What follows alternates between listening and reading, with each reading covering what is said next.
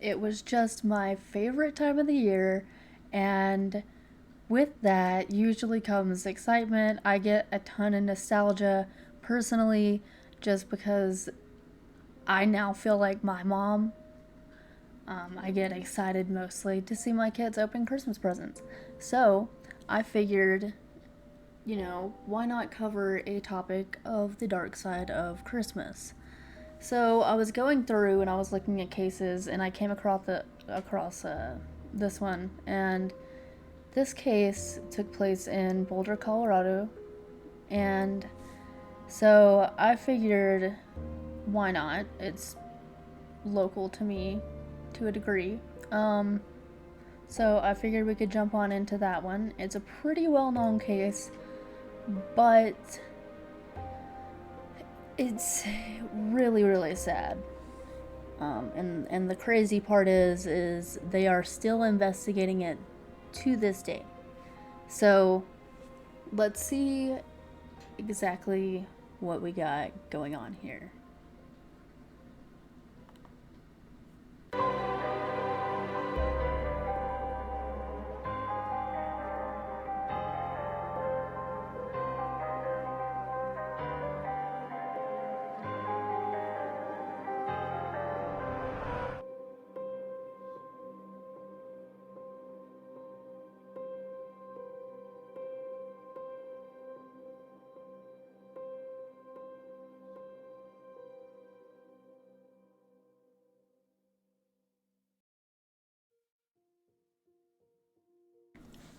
John Benet Ramsey was a fun, beautiful little 6 year old from Boulder, Colorado. Her parents had a pretty good amount of money, they were pretty well off, and she lived in a pretty decent area as far as somewhere in Colorado goes. And she had a very promising future, I believe. And that's what is so unfortunate about this case as well, is she was already doing so much as a child that was going to grow her potential in the future. It just, and she got it all ripped away within one night. So, she was a beauty queen, quite literally a little beauty queen. Her mom did it, and so she got her daughter to also do pageants and things like that, beauty competitions, and she was most definitely a winner at it. Now, majority of the images that you do see of her will be glamour shots from pageants, but she just, oh my god, she was an absolutely adorable kid. Genuinely. Like, she looked like a little tiny, what is Barbie's little sister's name? It's like Rocky or something along those lines. But anyway, she looked like Barbie's little sister, basically, is what you could imagine. So she was absolutely adorable. However, I don't know. I was a pageant kid when I was younger, and if you guys have done it or watched it, it most definitely feels a little bit creepy. Like, you have just the whole idea behind it is really, really shitty, to be honest. Like, you put your kid in a competition to see who has the prettiest daughter, and you give said kid money and prizes for prancing around a stage like an adult. I don't know. It rubs you the wrong way, even when you're going up there and doing a pageant. It was too much for me. Like, I don't like attention being all on me. Plus, not to mention, that kills your self-esteem. Like, I got second place, and I cried over it. Because I was like, why? Why am I second prettiest? That's pretty damn good, okay? So, anywho, I just feel like there's way more negatives than positives with that. But, anywho, there's a dark side to every moon, basically. The little girl had her Christmas, but the next morning, the family awoke to a horrifying discovery. 911 emergency.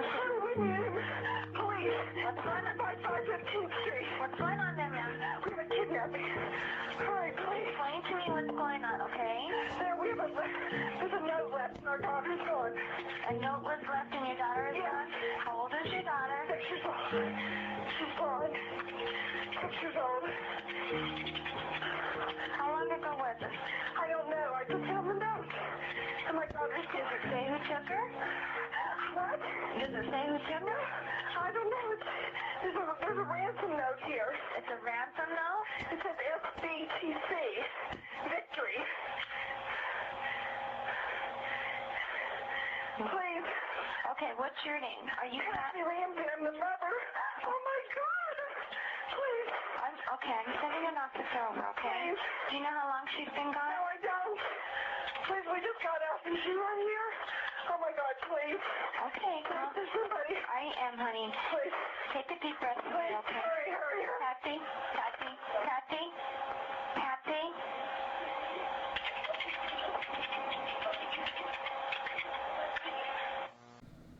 Now, this is just my opinion, obviously, but to me, this is the coldest case known to man. A child goes missing from her parents' home on Christmas, only to be found dead in the home later. There are so many conspiracy theories about this case. Was the family in on it? Was somebody obsessed? Was, it just a series of unfortunate events? What happened? And so, the police most definitely were instantly investigating the family. So, it's basically, at this point, it's a bad game of Clue. Like, there are so many people that have come out in the open and been also investigated as suspects in the past. And they, to this day, even people that have come forward with knowledge that they probably wouldn't have come forward with convictions of similar circumstances, and they got let off the hook. So, people also wonder, did the police have something to do with it as well? Now, obviously, Patsy Ramsey in this clip sounds a bit frantic, but it also sounds a bit dramatic too. So, granted, if I lost my kid in my home and, my fear were already up because she's missing, no. Like, I would most definitely be not even in my body anymore. So, I can't judge too much on that. Now, Patsy Ramsey called 911 at 5:52 a.m. from their home in Boulder to report her daughter was missing, okay? Because initially, they just couldn't find her. But how does a kid just go missing out of their own house on Christmas, you may ask? Well, pull your bootstraps up, because it's about to get even more what the fuckery is going on here. So, Patsy Ramsey was a pageant queen herself, and the whole family was well known in their community, with the police being called for a missing child initially. they basically assumed it was a kidnapping versus like a homicide, obviously. And so Miss Ramsey reported to police that she also found a ransom note on the stairs demanding $118,000. Now that seems like a weird number, right? Like, why 118? Like, could have just rounded up to 125, 150. So, what made them want specifically 118,000? Well, here is the other really, really suspicious thing that makes Patsy Ramsey look a bit like a culprit in this case. So, that was ironically her husband's exact bonus from work. The police came to the house to do a search and they found nothing. They asked John Ramsey to do a sweep of the home, and after about 1 p.m., he found what they didn't. The body of their 6-year-old pageant queen. She had been beaten and strangled, and later, unfortunately, she was also discovered to have been essayed.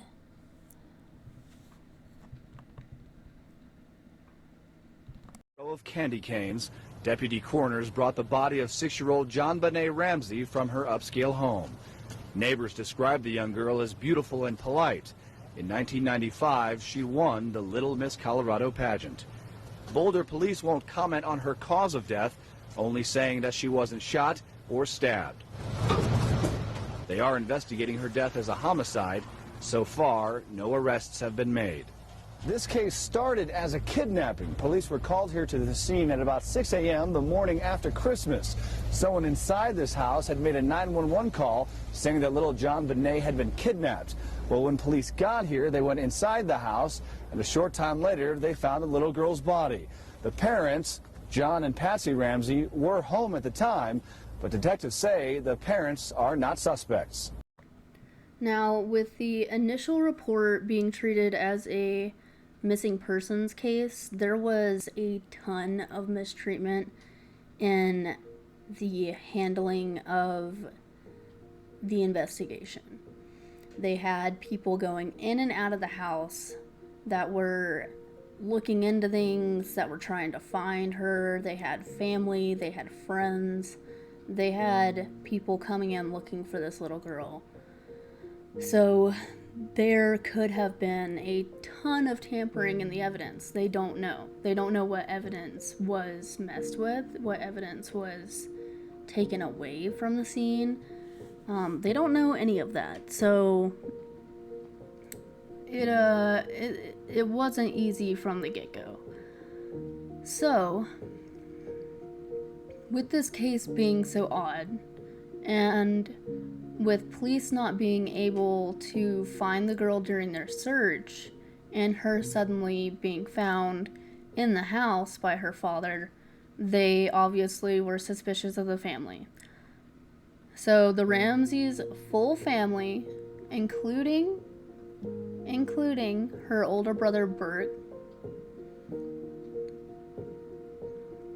he was also treated as a suspect, the same way that his parents were. So they basically brought them in, talked to them, said, hey, listen, I'm sorry about all this, but we need to figure out what's going on. And they gave full cooperation on everything. The family had been dismissed when their DNA test matching with the DNA found on JonBenet's body came back as none matching. They were good to go. But they still wanted to know who had the DNA that was attached to their daughter's body. So there was an unknown male's DNA found, and the family then started their sad new year going back home to Atlanta, Georgia. And they did their first televised interview trying to spread the word of the case and get some answers for their daughter's death. And for some reason, police just wouldn't let it go. Their Patsy goes downstairs and finds an apparent ransom note, 3 pages long. I couldn't read the whole thing. I just gotten up. We were it was the day after Christmas, and we were going to go visiting. And it was quite early in the morning, and I had gotten dressed and was on my way to the kitchen to make some coffee. And we have a back staircase from the bedroom areas, and I always come down that staircase, and I'm usually the first one down. And the note was lying across the 3 pages across the run of one of the stair treads. And it was kind of dimly lit. It was very early in the morning. And I started to read it, and it was addressed to John. It said, Mr. Ramsey. And it said, we have your daughter. And it just wasn't registering. And I may have gotten through another sentence, like, we have your daughter, and I don't know if I got any further than that. And I immediately ran back upstairs and pushed open her door, and she was not in her bed. And I screamed for John. The note asked for $118,000 and told the Ramseys to wait for a phone call. We waited until after the time that the call was supposed to have been made to us. And one of the detectives asked me and my friend who was there to go through every inch of the house, see if there's anything that was unusual or abnormal that looked out of place. And they were clues, I think she was asking us to do that more to give us something to do, to occupy our mind. And so we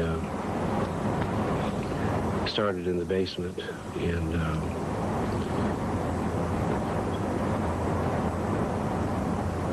we're just looking, and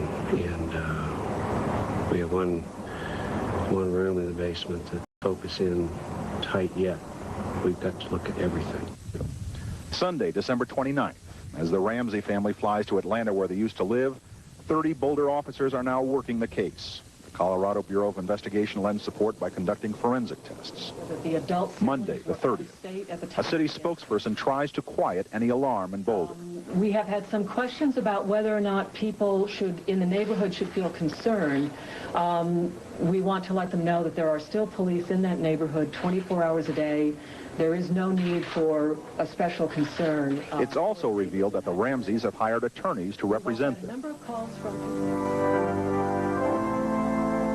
Tuesday, December 31st, 200 family members and friends attend an emotional funeral service at the family's former church in Atlanta. To be honest, the mind cannot grasp and the heart refuses to accept the death of one so young. Mystery grows. John and Patsy Ramsey talk to CNN. If I were a resident of Boulder, I would tell my friends to keep your baby close to you. The Ramseys also announced they will hire their own investigators and offer a reward for help in finding JonBenét's killer. Thursday, January 2nd, 5 Boulder cops have arrived in the Atlanta area because the family used to live here. After the interview, Boulder police were pretty ticked off because they told the public that, hey, you guys don't have anything to worry about. We know that this scary thing just happened, but there's nothing to be scared of. Everything's under control. We're working on the case as of now. And we have suspects in line. Now, the Ramseys interview was not in favor of that. So, they made their way to Georgia to investigate the family, and surprisingly, this time around, the family were not as cooperative. They claimed that they were too emotional at the time to do an interview with the police. And to cops, period, usually this is a red flag, so it just made their suspicions worse. I mean, I don't know. If you think about it though, they did just publicly interview with CNN, so what made them too distraught at the time to be interviewed by police now? Now, 3 months later, the police announced that their prime suspects were Patsy and John to the public. Like, they were like, these are our people. We believe that they probably killed their daughter. And they were going at them like dogs chasing a squirrel, dude. It was insane.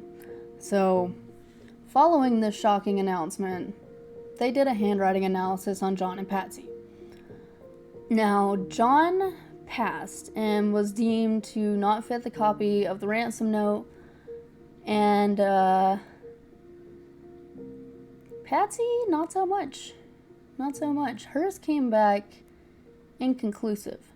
So she wasn't cleared, but she wasn't deemed as a match either. So they immediately went to the public and announced themselves innocent in the matter. And at the end of the month, they finally decided to speak to police. So in July of 1997, JonBenét Ramsey's autopsy would show a heartbreaking end to the girl's life. They found marks on the wrist and the neck that correlated with her being bound and strangled. Not only that, but she was also bludgeoned pretty bad. She had a 8.5-inch fracture to the skull and bleeding around her private areas. That is a big bash, my dude. Okay, if you think about it in this type of scale, like, a foot is 12 inches. 8.5 inches is too close. Too close. So, the question is, who did this? There were a ton of things weird about this case. For one, the Ramseys did live in a nicer neighborhood, but the surrounding area was found to have 38 registered sex offenders in a 2-mile radius, dude. That isn't... No. See, I'm scared to go on the app and do this because I don't want to know. Like, I want to know, but I don't want to know at the same time. So, anywho, there were 38 registered sex offenders in a 2-mile radius of the home at the time of the murder. So, number 2, they also thought that this ransom note was really, really strange. Being as the amount was the exact same amount that was Patsy Ramsey's husband's bonus. What kind of coincidence is that? So, I myself am curious on why and who. Like, they would have at least had to have known them on a deep personal level, unless they just went around boasting about their money. But most people that get that much of a bonus aren't gonna go around their neighborhood and be like, oh, hey, by the way, I have $118,000 coming my way just for Christmas. No. So, highly doubt that it's a situation like that. But, I don't know, some people are weird, so You never know. So they thought that this was insane as well. And not only that, but the note was deemed by professionals to have inconsistencies, like with the spelling. It seemed like the writer had made it seem on purpose like they didn't speak English as like their first language, just to throw people off, is what they thought. Not only that, but it had according to investigators and police that read over it, it had a very maternal feel to it. This is what was shocking to me, okay? So, not only were there 2 suspects in the family, but 3. Patsy and John, but also JonBenet Ramsey's brother, Burke, who was only 9. The tabloids pointed fingers to this kid like crazy. They went after him like a hound dog. Oh my God.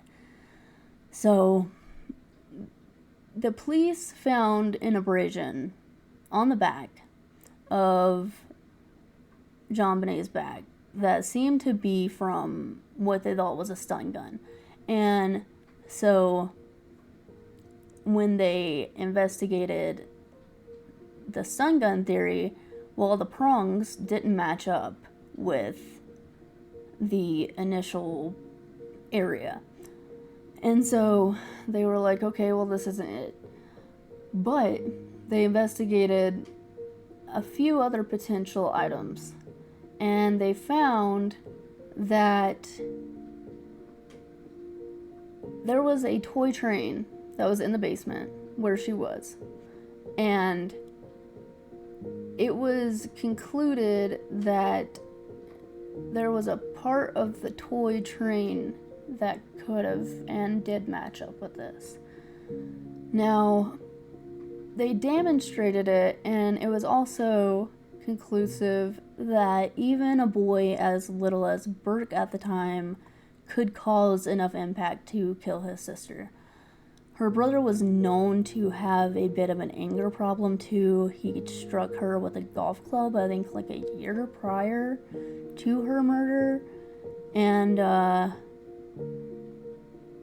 I don't know, granted, as a kid, I did some pretty questionable things as far as violence went to my siblings, so, and I didn't end up killing any of them. Now, granted, did I want to sometimes?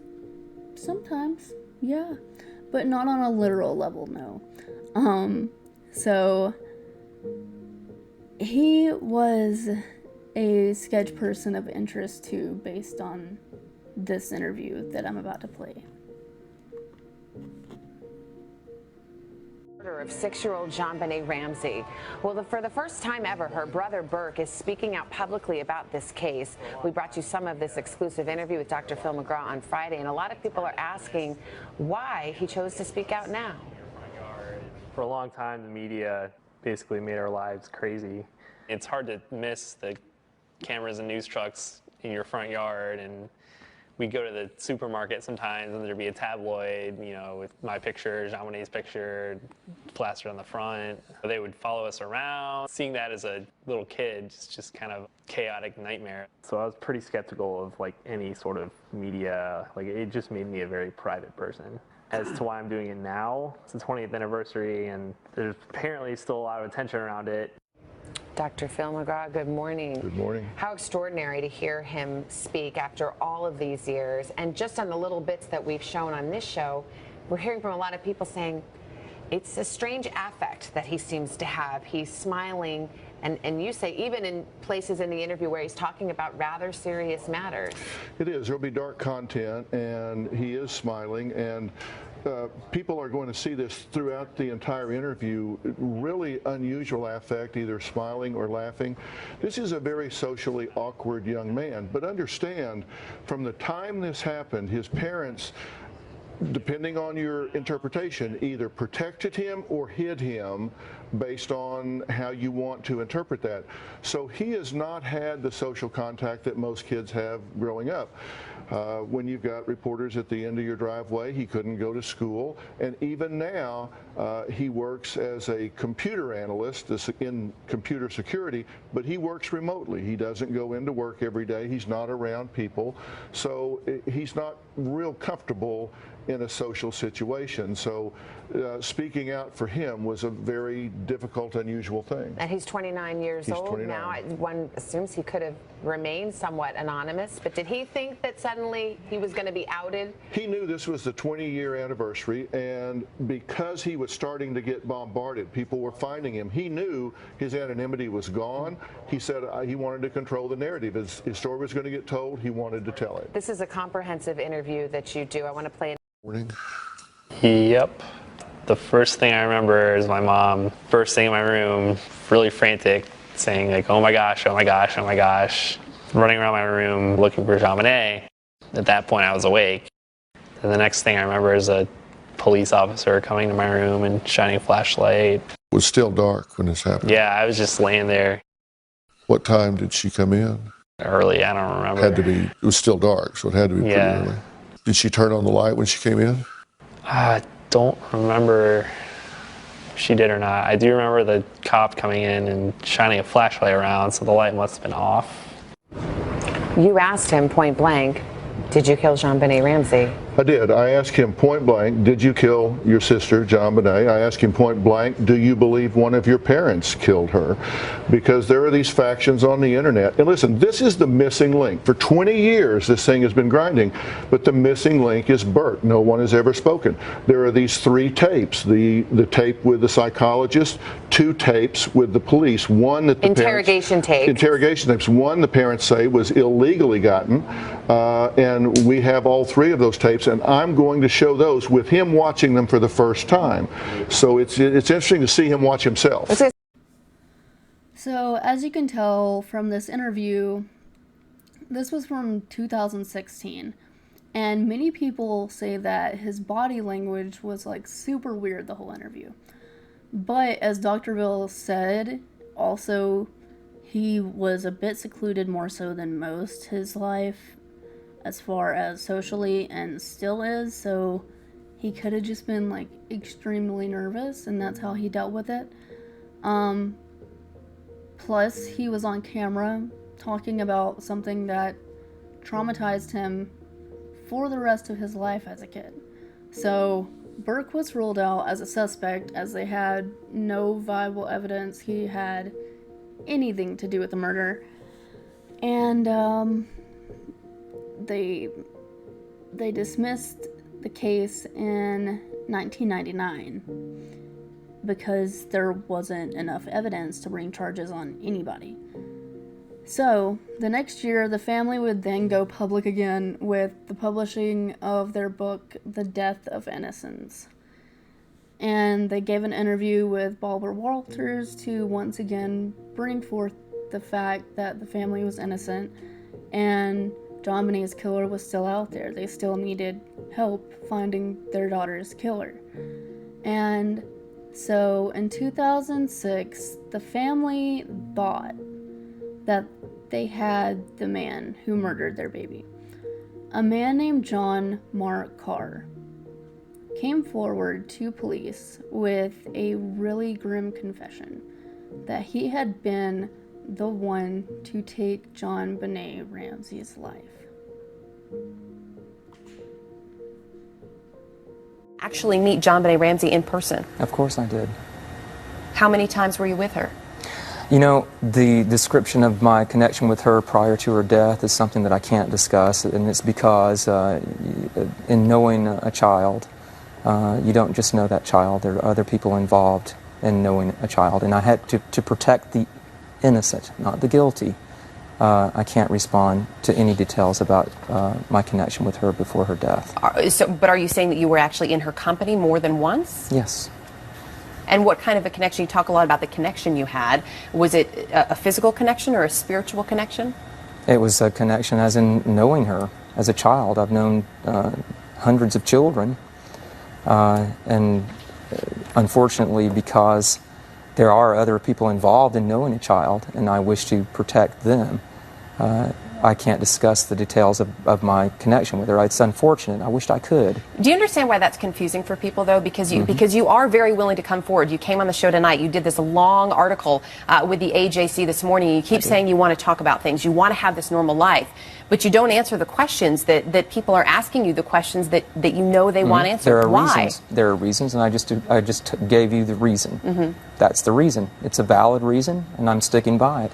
And you know, the bottom line is, answering all the questions is not what's important to me.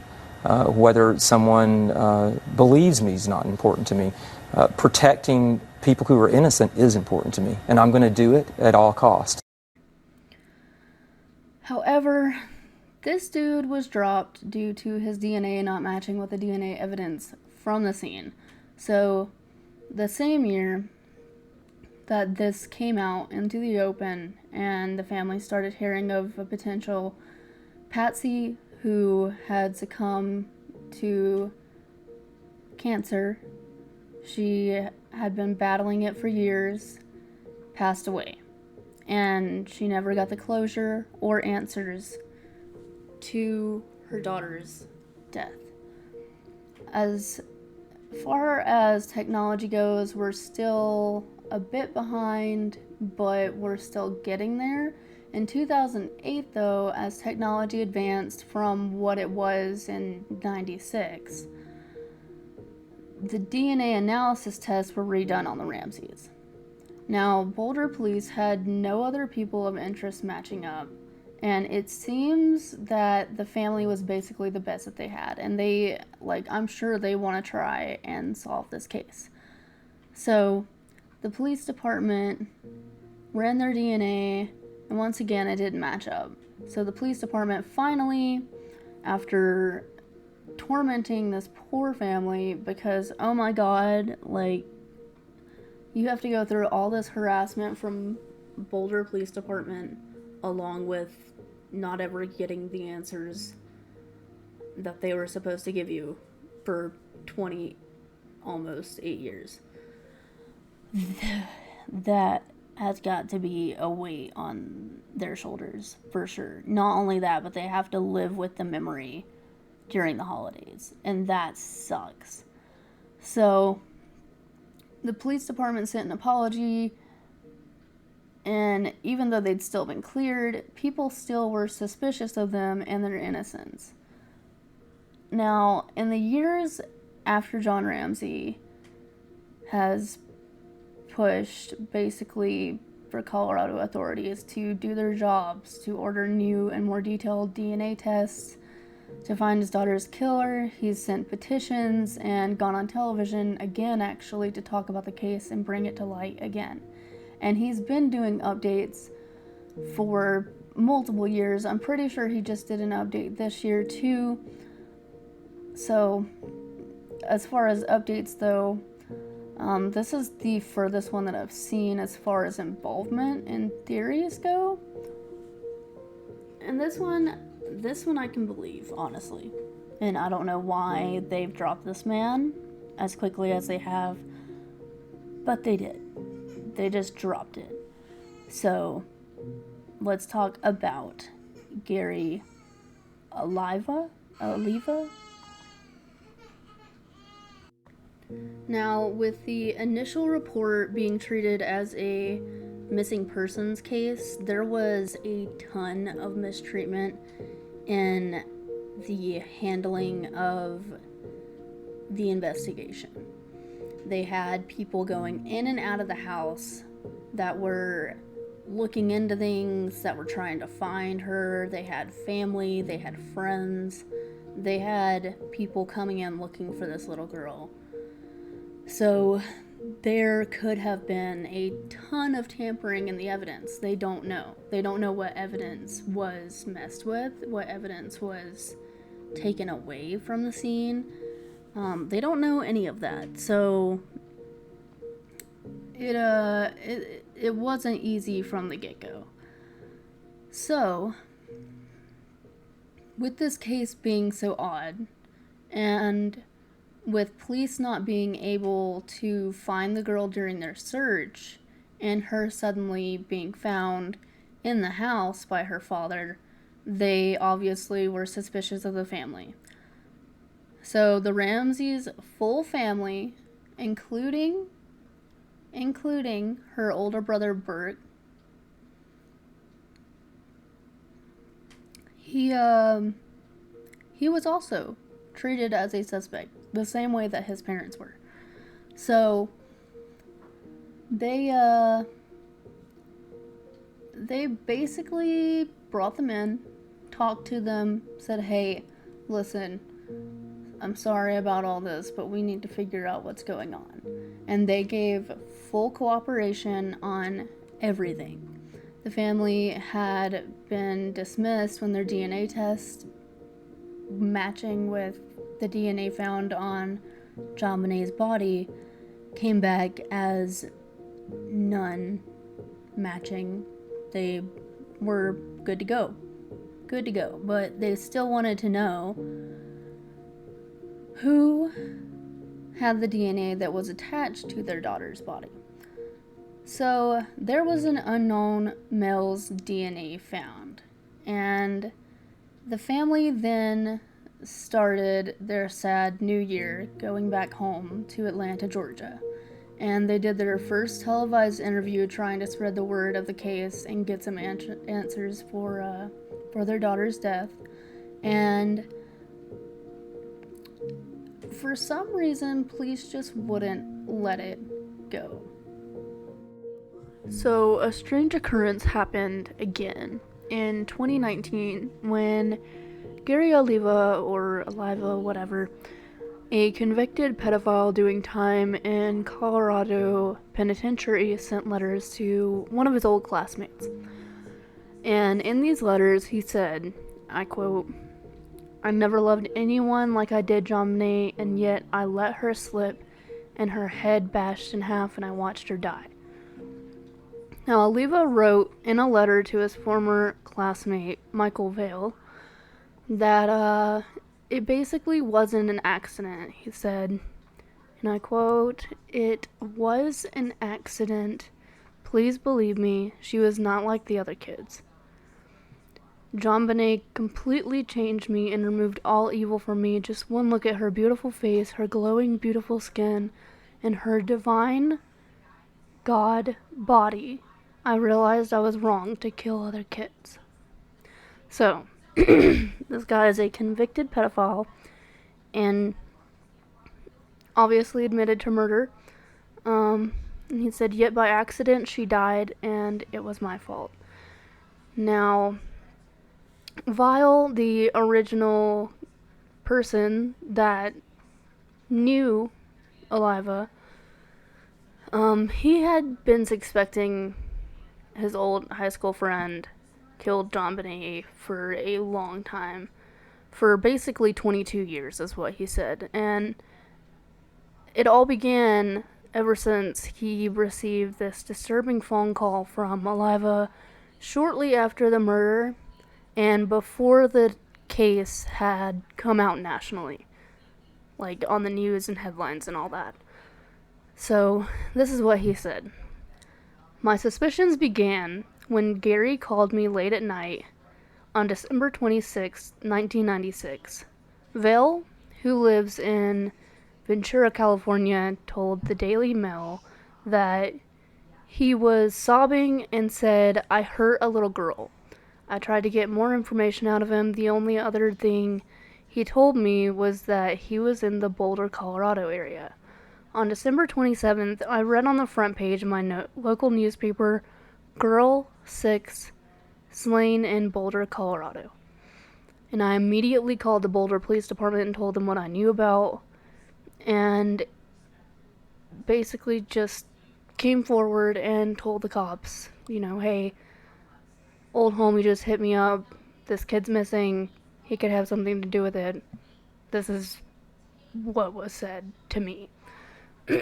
So, he immediately called the police department and all that, and they did not get back to him at all. 3 months later, he called again to find out what was going on, because he didn't know if they got the message or not. So, he waits and waits and waits.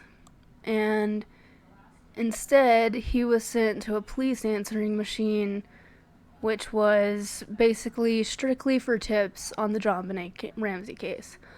And so he left a message on the recorder line, and still nothing. Absolutely nothing back. So, back in 1996, Oliva was a registered sex offender whose listed address was actually not too far from the Ramseys. He reportedly attended the vigil also after her murder. And there's a big saying that killers usually go back to the scene at least once. Either that or they most definitely stay updated on the case. So he visited the vigil afterwards as well. So, despite receiving all of these tips, Boulder police still did not at all consider Oliva a suspect. So, yeah, they just kind of let him chill. That was until 2000, when he was arrested on an unrelated charge, and police found a photo of JonBenet and a poem he'd written titled Ode to JonBenet, and a stun gun among his possessions. Now, several investigators, including this guy Lou Smith, and he was basically a retired homicide detective that was hired by Boulder. He had theorized that a stun gun may have been used to subdue JonBenet the night that she was killed. So, Boulder police investigators lost interest in Oliva when new DNA testing methods failed to match his DNA to the crime scene evidence. Now, I get that that's a big hit, but I would most definitely try and look a little further into people that were admitting these heinous crimes and taking part in them, because he might have just been really clean. I mean, who knows? There's an unidentified male, and I feel like just because that doesn't mean, like, it's unknown. So, I don't know. I feel like that shouldn't completely... Everything else lines up. Like, that is the only thing that didn't line up. And they weren't about him in the first place to begin with, from the get-go, it seems. So, I don't know. I feel like if it were me, I most definitely would keep digging and digging and digging into that dude, because that's way too close for comfort at all. So, anywho, they lost interest in him, and his DNA didn't match, but the department also knows that the crime scene was mishandled. And in 2002, Smith told 48 Hours that he still considered Oliva a suspect. So did Vale, who told the Daily Mail, actually, that Boulder police have placed too much emphasis on DNA matches. Which, I don't know. It's just like I just said, verbatim. Like, just because that one little piece doesn't line up exactly doesn't mean that it doesn't fit the puzzle. It could just be slightly broken or damaged. And that crime scene was damaged. Like, there is a high probability that shit got messed with. So, when it's well known that the crime scene and evidence in this case was compromised, haunted by Aliva's tearful phone call, Vale has maintained contact with him for years in hopes of eliciting a confession. He said, "I've continued this for decades now, even with him being in prison," Vale said, "but he has only just admitted to killing her. He believes he will go to hell if he doesn't admit to it. I have now sent these letters to Boulder Police in the hope it will get Gary to provide them with firm proof and to name who else may have been involved in John Benet's death. Now they have this, a written confession. The police need to charge him with her murder." And I couldn't agree more. I don't know about you guys, but it just lines up too well. He lives in the area, and he most definitely seemed to have a thing for her even after her death. And no normal person that isn't a predator is going to sit there and obsess over a child that hard.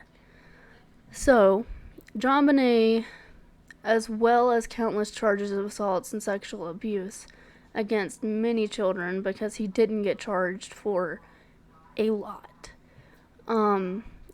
Aliva wrote in a recent letter to Vale, "There were various agreements made by me and the court which I signed many pages.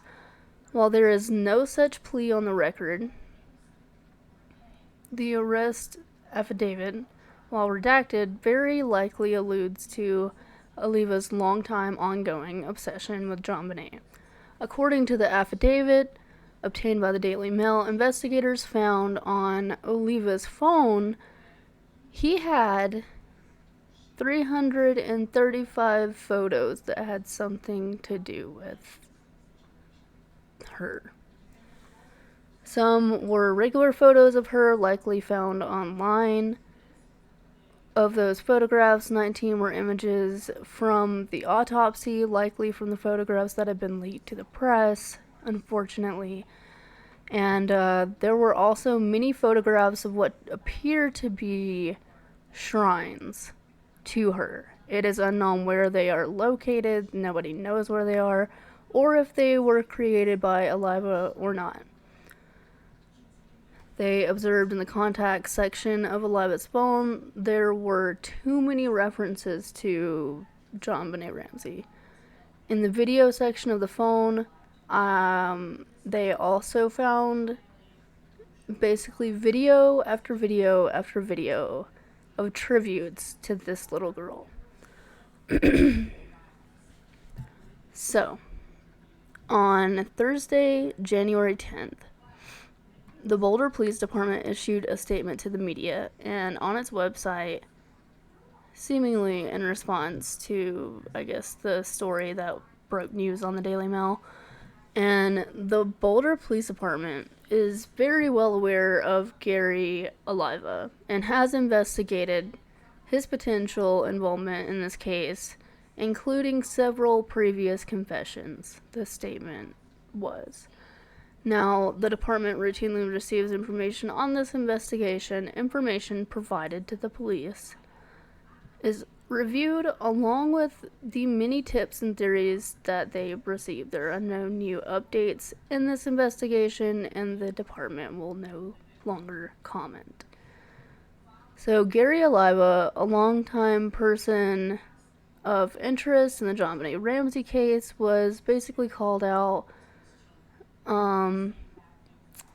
He sent